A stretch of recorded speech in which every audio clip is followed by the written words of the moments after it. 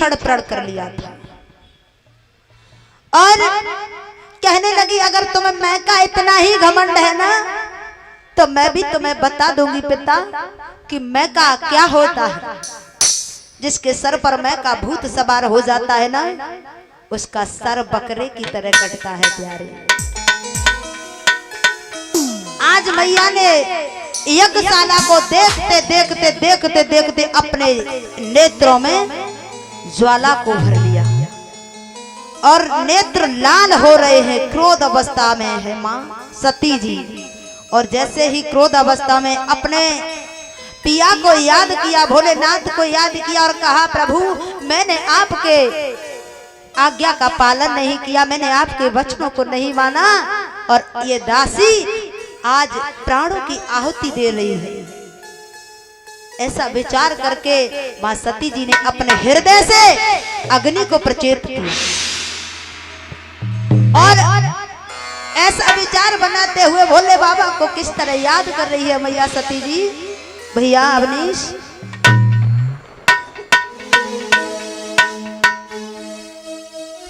कि आज भारी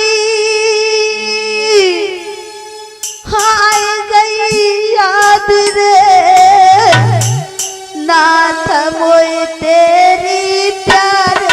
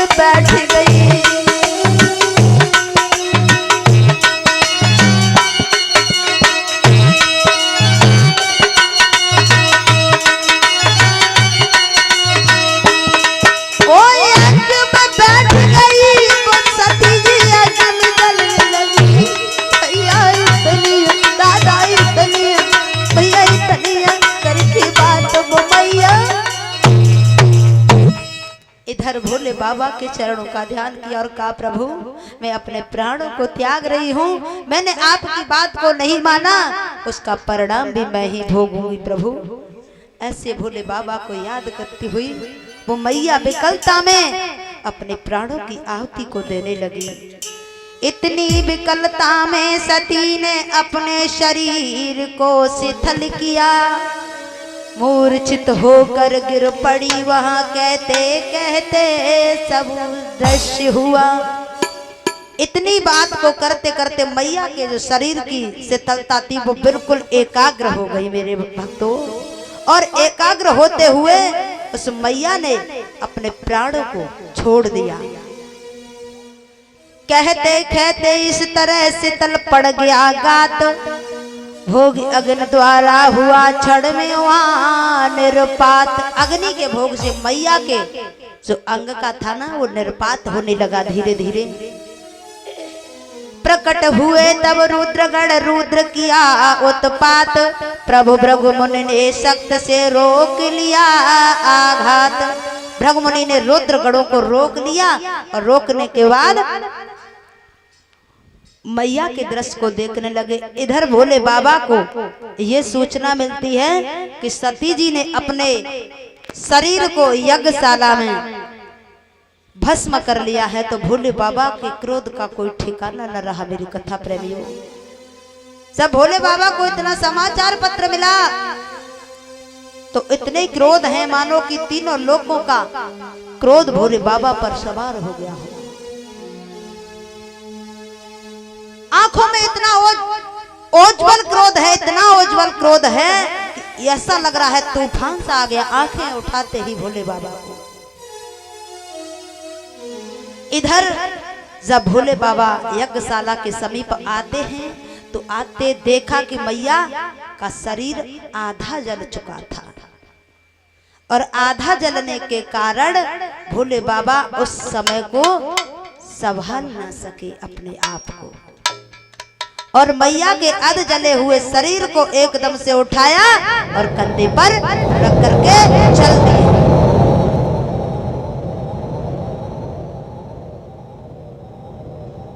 धीरे धीरे इधर भोले बाबा मैया के शव को लेते हुए, उस शरीर को लेते हुए और भ्रमण कर रहे हैं। श्री हरि नारायण देख रहे हैं कि अगर ऐसा चलता रहा तो पृथ्वी पर प्रलय हो जाएगी। देवों के देव महादेव, कालों का काल महाकाल, जिनका क्रोध अगर शांत नहीं हुआ तो पृथ्वी पर प्रलय लाने से कोई नहीं रोक सकता है। इधर ब्रह्मा जी से सभी देवताओं ने विनय की कि आप पिता हैं सभी के, तो पुनः आप कोई जतन बताएं जिससे कि भोले बाबा का क्रोध शांत हो सके। इधर सती जी के जिस अंग को रख करके, छोटी सी बात है प्यारे, अगर किसी के घर में मृत्यु हो जाती है उस समय का दुख कितना होता है, और अगर लाश सामने रखी होती है तब का दुख कितना होता है, और वो दफना दी जाती है यानी जला दी जाती है उसके बाद कुछ कम होता है, लेकिन जब तक डेड बॉडी रहती है ना तब तक क्रोध ज्यादा रहता है। जब विचार बनाया देवताओं ने कि अगर ऐसा चलता रहा तो भोले बाबा क्षण मात्र में ही प्रलय लाने वाले हैं, तो भगवान विष्णु ने अपने चक्र सुदर्शन को आदेश किया और कहा कि मैया के अंग का खंडन कर दो। तथा अस्तु वैसा ही हुआ। मैया के अंगों का धीरे धीरे खंडन कर दिया उस चक्र सुदर्शन ने। जब भोले बाबा के हाथ में कुछ भी न बचा तो जाकर के कैलाश पर्वत पर फिर से बैठ जाते हैं और बैठने के बाद मैया की याद को कर रहे हैं। इधर मैया की याद तो नहीं भुला पा रहे हैं भोलेनाथ, लेकिन क्रोधा अवस्था बहुत है। देवताओं ने विनय की कि भोले बाबा के क्रोध को ऐसे तो शांत नहीं कर सकते हैं, लेकिन चल के एक बार उनसे क्षमा याचना करते हैं। सभी देवता लोग एकत्रित हुए और एकत्रित होकर के भोले बाबा के चरणों में गिर जाते हैं और कहने लगे, प्रभु हमारे इस दंड को माफ करें, हमसे जो भी भूल हुई है उसे माफ करें प्रभु, हम नादान थे। ऐसा कहते हुए भोले बाबा ने उस क्रोध को शांत किया और क्रोध को शांत करने के बाद फिर से उसी कैलाश पर्वत पर अपने भ्रमण को बैठ जाते हैं, भ्रमण कर रहे हैं, विचरते हैं, रहते हैं। धीरे धीरे समय बीता मेरे कथा प्रेमियों।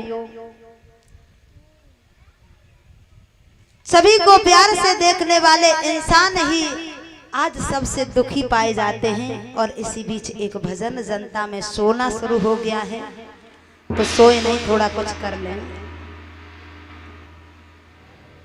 सभी को प्यार से देखे धर्म यही तो बताता है, सभी को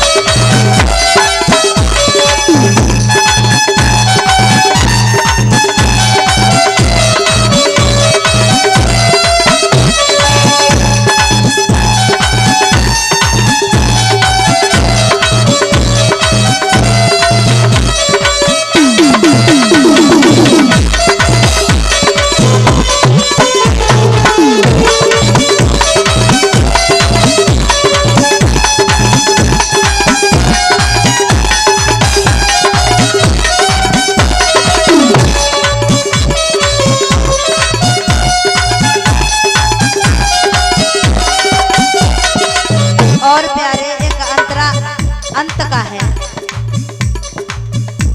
किए जब ने मुतप भारी मगर ना दया दिल में है।